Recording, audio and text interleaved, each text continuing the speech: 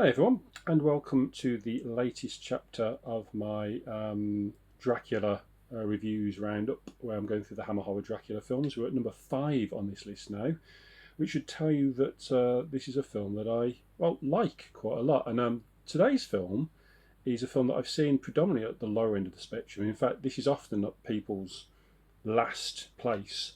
Although I have seen a couple of people have it higher. It was once in my top 3.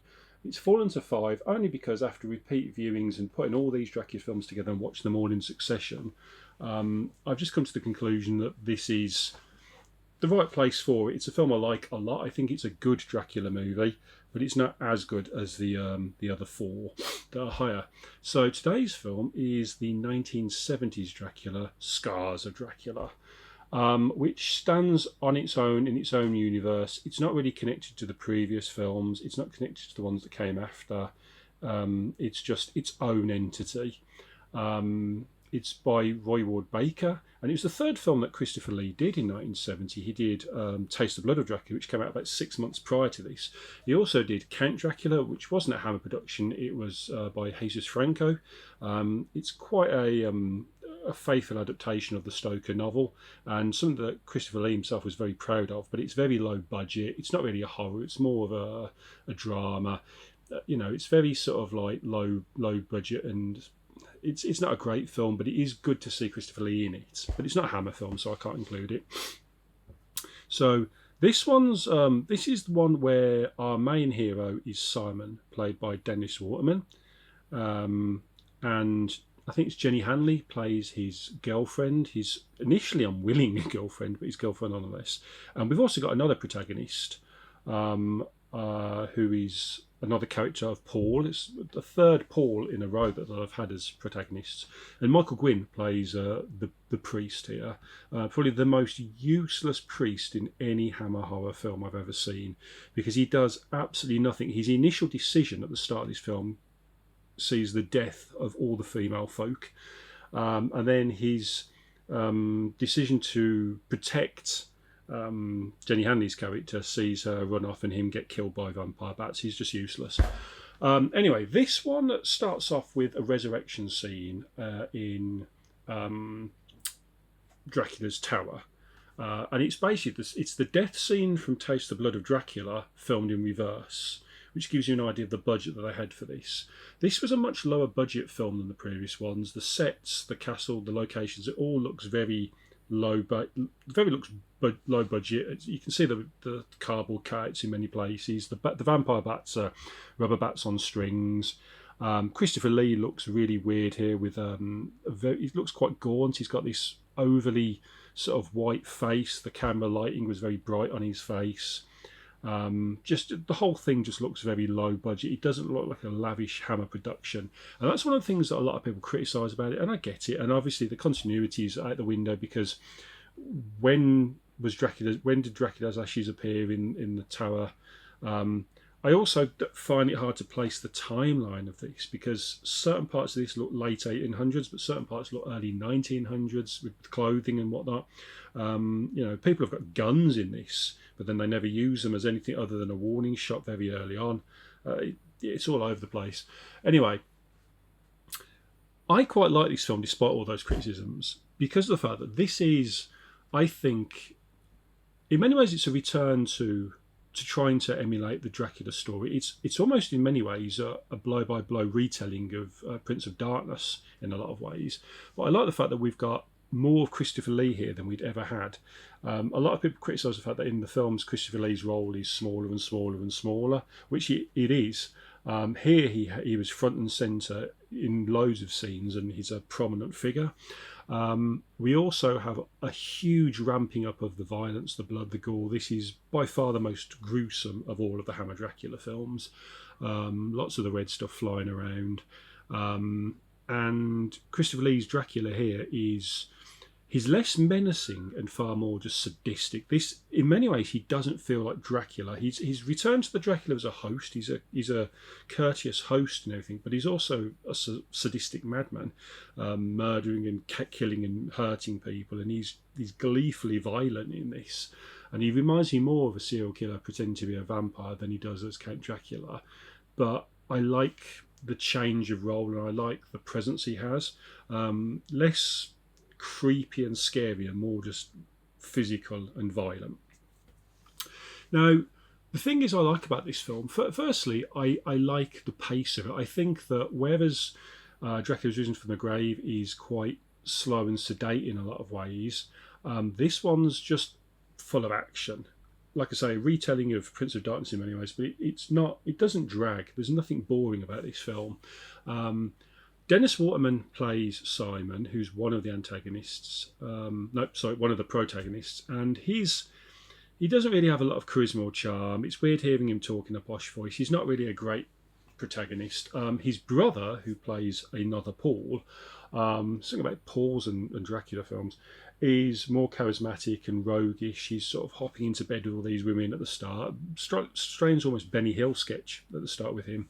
Very, very out of place with Hammer. But he's a more likeable hero who ends up in Dracula's castle. But then he dies off screen. We don't see him anymore, and it's a real shame because he's just gone. So that I find weird and a shame, because I would have liked him to have been the main character.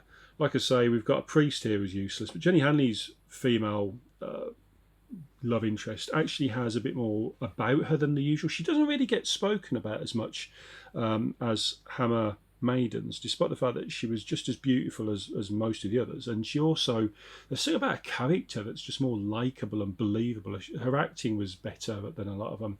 It's weird, she only had about 8 years of acting career, and I think now she does Boom Radio. Still alive. Her grandmother, fun fact, actually helped get Roger Moore an acting career started. She's got quite a decent famous family, but yeah, she was a decent actress in this, and I quite liked her. It's a shame she just didn't go on to do many more things, but she's good in this.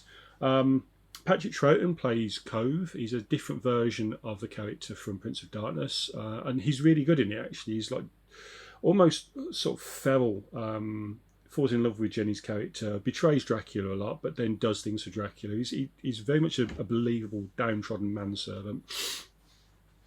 Like I say, this film, it's a fast-paced movie. There isn't, despite the fact it's fast-paced, it's really just people going to a castle, coming out of a castle and going back into a castle again, and Dracula butchering and snarling his way for things, and lots of blood and gore and violence. But I quite enjoyed it. I think this is a film you can just switch off and watch and enjoy.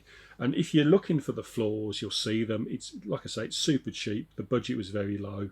Dracula looks odd. He's not massively Dracula in here, more like a vampire who's also a serial killer. Those rubber bats were terrible. And we don't really have a great lead character, but what we do have is just a lot of action and viscera and violence, and there's something gritty about this that I just enjoy. You can just switch off your brain, stick it on at night, and it's, this is a proper nasty vampire film. I've seen people complain about the ending of it, saying that they think it's a terrible ending. I don't know what they're going on about, because in the grand scheme of endings that these Dracula films had, I think really there's only really one good one, and the rest of them are various levels. Well, no, there's two good endings, and the rest of them are various levels from okay to abysmal. I thought this was fine. Simon doesn't really do a lot. We don't have a hero who does a lot. He throws a iron pile stick at Dracula, who pulls it out because he doesn't feel anything. Then he gets electrocuted, set on fire, and falls off the tower.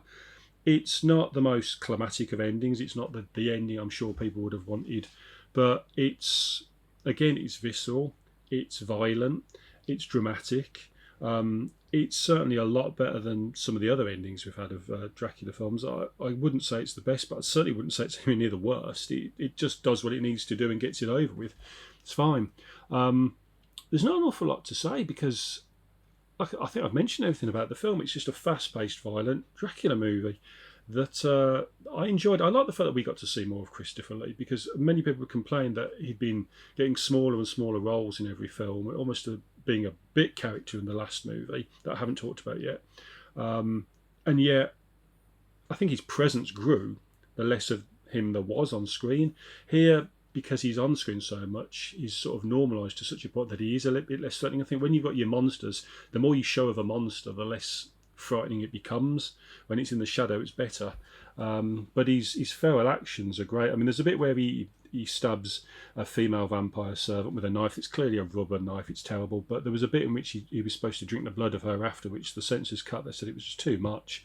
And it is far more graphic than the previous film. So it does have that going for it. It's a proper.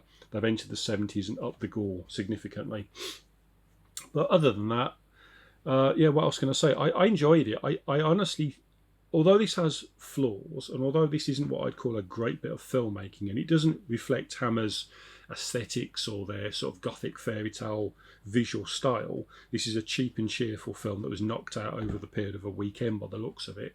It also is entertaining from start to finish. It's thoroughly entertaining, and that is why I've put it at number 5. I mean, originally I put it a lot higher simply because it was so much more Dracula and so much more blood, and that's all I wanted. Now I want a bit more of the Hammer aesthetic, and I don't get it, but I genuinely think between this and Dracula's Risen from the Grave, I think this is very slightly more fun. Not necessarily a better film, but a more enjoyable one to watch all the way through. And that's why it's just a smidgen above. But we're talking, that level. It's a little bit better. But that's at number 5, Scars of Dracula from 1970.